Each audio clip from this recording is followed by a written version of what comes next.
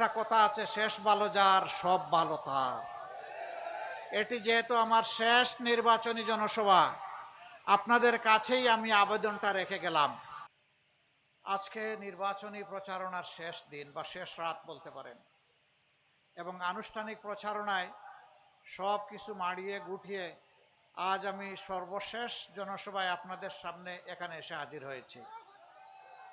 আপনারা বুঝতেই পারছেন যে আমি এখানকার প্রার্থীকে কতটুকু ভালোবাসি। এ জায়গায় আসতে আমার 2.5 ঘন্টা সময় লেগেছে, আবার যাওয়ার সময় আশা করি 2-2.5 ঘন্টা লাগবে, কিন্তু এই সময়টা আমি আমার নিজের জন্য কর্তব্য বলে মনে করেছি। জিজ্ঞেস করবেন কেন? উত্তর খুবই সিম্পল। তিনি বিলাতের মাটিতে বিলাসবহুল জীবনযাপন করতে পারতেন, সেখানকার একজন সুনামধন্য আইনজীবী তিনি, তার যথারীতি সেখানে প্র্যাকটিস ছিল, কিন্তু আমরা দেশের প্রয়োজনে তাকে বলেছি, তুমি এই মাটির সন্তান, এই মাটি তোমাকে চাই, তোমাকে আমার প্রয়োজন, তোমাকে আসতে হবে। যখনই বলেছি আলহামদুলিল্লাহ সব কিছু ছেড়ে ছুড়ে ওখানকার রঙিন নাগরিকত্ব ওটার দিকে ফিরে না থাকায় ওইটা ত্যাগ করে বাংলাদেশে চলে আসছে। এখন আমার দায়িত্ব বাকি তাকে আগলে রাখা এবং ছায়ার মতো তাকে পাশে রাখা।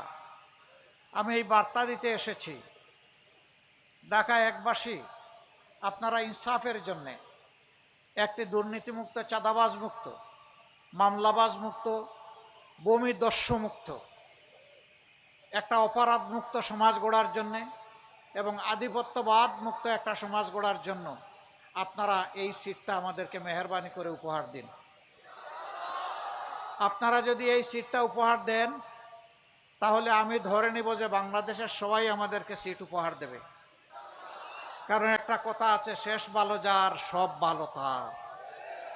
এটি যেহেতু আমার শেষ নির্বাচনী জনসভা, আপনাদের কাছেই আমি আবেদনটা রেখে গেলাম। বিনিময়ে কি হবে? কোনো বিনিময়ে আমি দিতে পারবো না, কিন্তু কথা দিয়ে যাচ্ছি, আপনারা ব্যারিস্টার নজরুল ইসলামকে সংসদে পাঠান। আল্লাহ তাআলা যদি সরকার গঠনের তৌফিক আমাদেরকে দান করেন, আমি হব এখানকার দ্বিতীয় এমপি ইনশাআল্লাহ। 2 এমপি মিলে এখানে আপনাদের উন্নয়নের জন্য কাজ করব। আল্লাহ যেন সেই তৌফিক আমাকে দান করেন।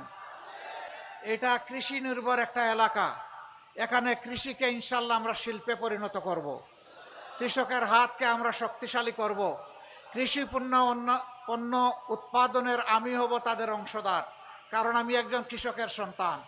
আমি যদি এখানে এসে কৃষকদের সাথে তাদের কাজে শরিক হতে পারি, আমার অতীতকে আমি ফিরে পাবো ইনশাআল্লাহ।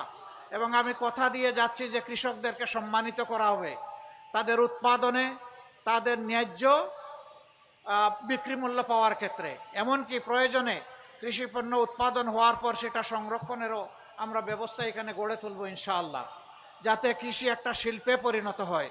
পুরোনো ধাঁচের কৃষি থেকে বের করে এনে আপনাদের হাতে আমরা আধুনিক প্রযুক্তি ইনশাআল্লাহ তুলে দেব। তাতে উৎপাদন হবে বেশি, খরচ পড়বে কম, কৃষকরা হবেন লাভবান, ভোক্তারাও হবে লাভবান, আমাদের দেশ হবে খাদ্য স্বয়ংসম্পূর্ণ। আমরা আমাদের দেশকে সেভাবেই গড়ে তুলতে চাই। এখানে আমরা জানি বহুবিধ সমস্যা আছে, বিশেষ করে নিরীহ মানুষের উপর কিছু কালো চিল মাঝে মাঝে জাপটা মারে। আমরা কথা দিচ্ছি কোনো রক্তচক্ষু আমরা পরোয়া করি না, আর কোনো চিলের নখরও আমরা দেখতে চাই না।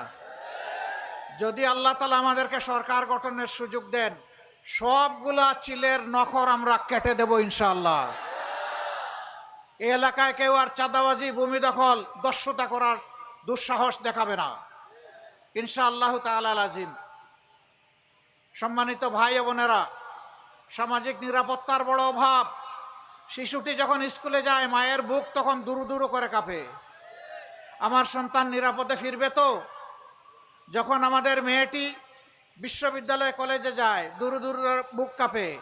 মা যখন কাজের সন্ধানে বের হন তার হার্ট কাঁপতে থাকে। কেন? কিছু দস্যুর কারণে, সমাজের কিছু দুশ্মনের কারণে, কিছু দুষ্ট লোকের কারণে। আমরা ইনশাআল্লাহ জাতি, ধর্ম, বর্ণ নির্বিশেষে আমাদের নারী জাতির জন্য বিশেষ করে এমন একটি দেশ আমরা গড়তে চাই যেখানে আমাদের নারী জাতির কোনো একজন সদস্যার দিকে কোনো দুর্বৃত্ত লাল চোখ দিকে তাকানোর কোনো দুঃসাহস দেখাবে না। মায়েরা পূর্ণ নিরাপত্তা অনুভব করবেন তাদের গৃহে, চলাচলে, কর্মস্থলে। আমরা এই বাংলাদেশে শুধু মুসলমানরা বসবাস করি না, মুসলমানরা সংখ্যাগরিষ্ঠ, কিন্তু এখানে আমাদের হিন্দু ভাই বোনেরা আছেন, বৌদ্ধ ভাই বোনেরা আছেন, খ্রিস্টান ভাই বোনেরা আছেন। আমরা মিলেমিশে এই দেশটাকে একটা ফুলের বাগান হিসাবে গড়ে তুলব ইনশাআল্লাহ। আমরা ধর্মের ভিত্তিতে আর কোনো বিভাজন কাউকে করতে দেব না। যারা অতীতে এই বিভাজন করেছে তারাই অন্যদের সবচেয়ে বেশি সর্বনাশ করেছে। আমরা এই গণদুশমনদেরকে রুখে দেব। আমরা সবাই মিলেমিশে সৌহার্দ্য, সম্প্রীতি, ভ্রাতৃত্বের ভিতরে ইনশাআল্লাহ একটা ঐক্যবদ্ধ বাংলাদেশ গড়ে তুলতে চাই। এই বাংলাদেশকে আর কাউকে বিভক্ত করতে দেওয়া হবে না ইনশাআল্লাহ।